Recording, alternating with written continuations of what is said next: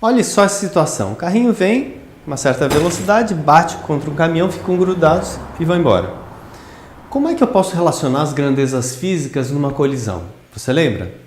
Bom, é o seguinte, toda vez que você tem uma colisão, naquele curto intervalo de tempo da colisão, nós podemos considerar um sistema mecanicamente isolado. Significa o seguinte, que a resultante externa das forças é nula. Ou seja, eu vou considerar somente as forças de interação entre os objetos que estão colidindo. No caso, o carro e o caminhão, certo?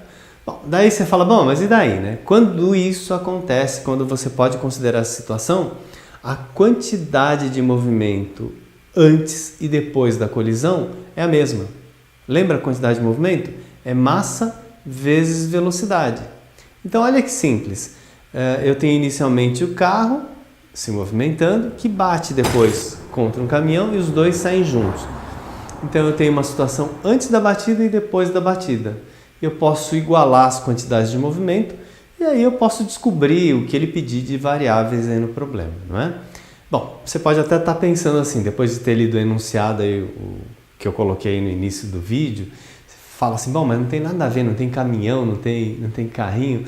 Mas é assim, é uma experiência feita num laboratório de física que é a mesma situação que eu estou mostrando aqui, que seria uma situação prática da sua vida, certo? Fica mais fácil visualizar, que ele fala de sensores e tal, parece que é algo complicado, mas é muito simples. Eu vou usar esse princípio da conservação da quantidade de movimento, certo?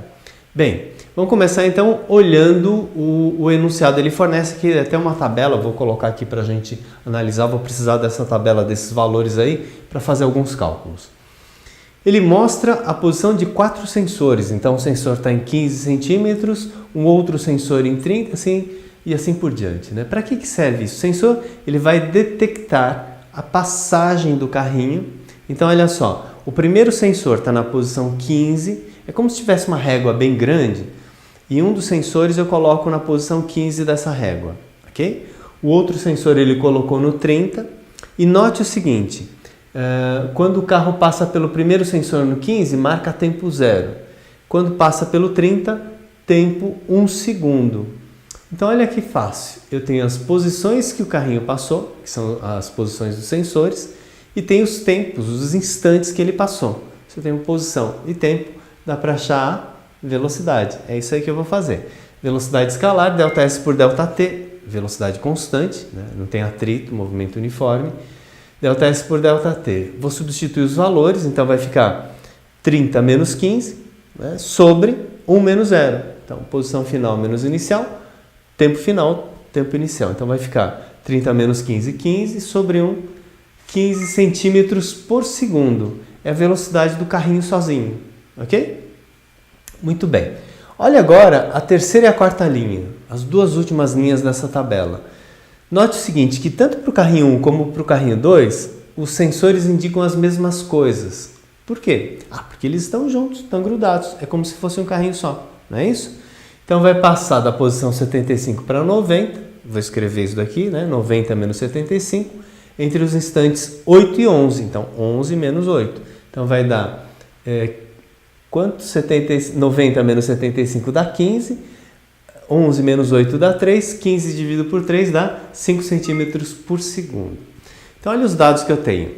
15 centímetros por segundo é a velocidade do carrinho 1, que tem massa 150 gramas, e depois os dois batem, ficam grudados e a velocidade fica 5 centímetros por segundo. Ótimo. Agora eu posso usar aquele princípio que eu falei para você. Como é um sistema isolado, quantidade de movimento final tem que ser igual à quantidade de movimento inicial. Em toda a colisão, embora essa colisão seja chamada colisão inelástica, porque eles batem e ficam grudados, eu posso usar esse mesmo princípio para qualquer colisão, ok? Bom, aí é só substituir. Então, quantidade de movimento final. No final, eu tenho os dois grudados. Então, no lugar da massa, vou colocar a soma das massas vezes a velocidade dos dois, tem que ser igual. No início, eu só tenho um carrinho, não é? Carrinho número 1. Então, a massa dele vezes a velocidade dele. Olha lá, muito simples. Substituo os dados. Então, a única incógnita que eu vou ter agora é a massa do carrinho 2. Posso dividir tudo por 5 para simplificar, então some esse 5 desse lado, do outro lado 15 dividido por 5 vai dar 3. 3 vezes 150, 450. E 450 menos 150 vai dar 300 como massa do carrinho 2. E isso, alternativa C.